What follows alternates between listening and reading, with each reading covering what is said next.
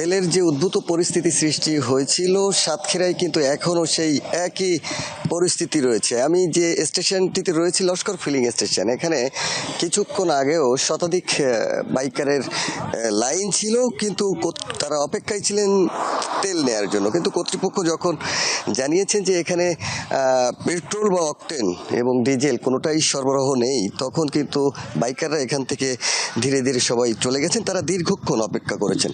আমরা এখানে যারা স্টেশনটির কর্তৃপক্ষ রয়েছেন তাদের সঙ্গে কথা বলেছি যে কখন নাগাদ বা কখন থেকে তেল সরবরাহ করা হবে। তারা কিন্তু কোনো সুনির্দিষ্ট সময় বলতে পারেননি তেলটি তারা কখন ডিপো থেকে আসবে বা কখন তারা সরবরাহ করতে পারবেন। এছাড়া জেলার অধিকাংশ যে ফিলিং স্টেশন সেগুলো কিন্তু বন্ধ রয়েছে। হাতে গোনা বেশ কয়েকটি ফিলিং স্টেশনে বর্তমানে তেল সরবরাহ করা হচ্ছে, এবং যেখানেই তেল সরবরাহ করা হচ্ছে সেখানেই কিন্তু গ্রাহকদের দীর্ঘ লাইন রয়েছে।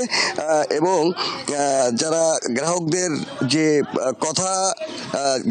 কথা তারা বলছেন যে তেলের বেড়েছে, তেলের দাম বেড়েছে, এটিতে তাদের কোনো অভিযোগ নেই। তারা বলছেন যে দীর্ঘক্ষণ লাইনে থেকে যে কষ্ট করছেন তারা যদি সেই দাম বেশি হলেও যদি তারা তেলটি সময় মতো পান তাহলে তাদের সেই কষ্টটা লাঘব হবে। আমরা একজনের সঙ্গে কথা বলতে চাই। আপনাদের এখানে আপনার মূলত জ্বালানি কখন থেকে সরবরাহ করতে পারবেন? এটা অনিশ্চিত, এটা অনিশ্চিত একেবারে বলতে পারছে না যে কবে থেকে সংগ্রহ হবে।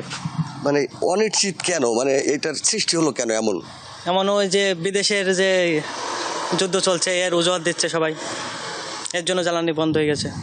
এখান থেকে আমরা দেখেছি যে শত শত মানুষ অপেক্ষায় ছিলেন, তাদেরকে কিভাবে ফেরালেন? তাদেরকে ওই যে পামের মালিক বলল যে শুনছিলেন রাব্বি যে এখানে কখন নাগাদ তেল তারা দিতে পারবে তার কোনো নিশ্চয়তাই দিতে পারছেন না। যে এই ছিল সাতক্ষীরার পরিস্থিতি। রাব্বি।